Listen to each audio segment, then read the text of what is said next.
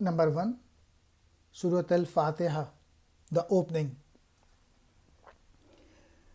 This is the first surah of the Qur'an, although it is not the first in the order of revelation. It was revealed to the Prophet, peace be upon him, in Makkah in the early period of his mission. The surah has 7 verses. The surah is both a dua, prayer, and an introduction of the Qur'an. It teaches the basic principles of Islamic faith. All praise and thanks are for Allah, who is the Lord of all the worlds. Allah is most merciful and most compassionate. Allah is also the master of the day of judgment.